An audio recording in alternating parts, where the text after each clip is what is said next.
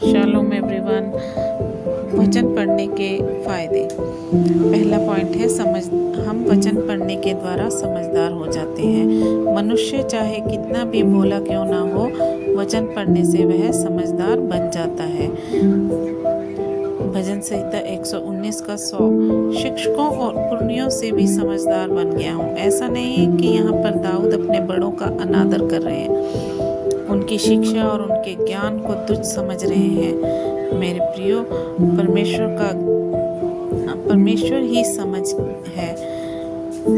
दूसरा पॉइंट है बुद्धिमान बन जाते हैं। वचन पढ़ने से या सुनने से, उस पर चलने से हम बुद्धिमान बन जाते हैं। भजन संहिता 19 का 7 में लिखा है, साधारण लोगों को भी बुद्धिमान बना देता है वचन।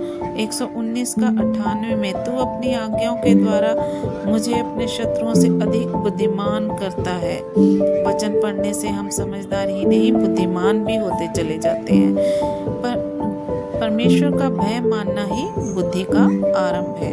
तीसरा पॉइंट है प्रभु की इच्छा को जान पाते हैं। भजन संहिता 119। तेरा वचन मेरे पाँव के लिए दीपक और मार्ग के लिए उजियाला है। जब हम वचन पढ़ते हैं हमें ज्योति मिलती है, हमारी बुद्धि खुल जाती है और हम परमेश्वर की इच्छाओं को जानने लगते हैं। चौथा पॉइंट है अंधविश्वास को नहीं मानते।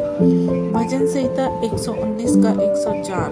तेरे उपदेशों के कारण मैं समझदार हो जाता हूँ, इसलिए मैं मिथ्या मार्गों से बैर रखता हूँ। वचन के द्वारा हम समझदार बन जाते हैं और मिथ्या मार्गों से बैर रखते हैं। मिथ्या का अर्थ है झूठी, असत्य, भ्रम पैदा करने वाली बातें। जैसे बहुत से लोग मानते हैं बिल्ली रास्ता काट जाए तो अशुभ होता है, शनिवार को लोहे का सामान नहीं खरीदना इत्यादि अंधविश्वास की बातों से हमें दूर करता है।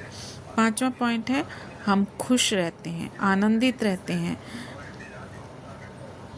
जब हमारा मूड खराब हो, कितना भी खराब क्यों ना हो, लेकिन जब हम वचन पढ़ते हैं या सुनते हैं तो हमारा सारा मूड सही हो जाता है और हल्कापन लगने लग जाता है। भजन संहिता 119 का 11 में लिखा है, मैंने तेरी चितौनियों को सदा के लिए अपना निज भाग कर लिया है, क्योंकि वे मेरे हृदय के हर्ष का कारण हैं। क्योंकि वो क्या है? उसके दाऊद के हृदय का हर्ष का कारण है, खुश होने का कारण है।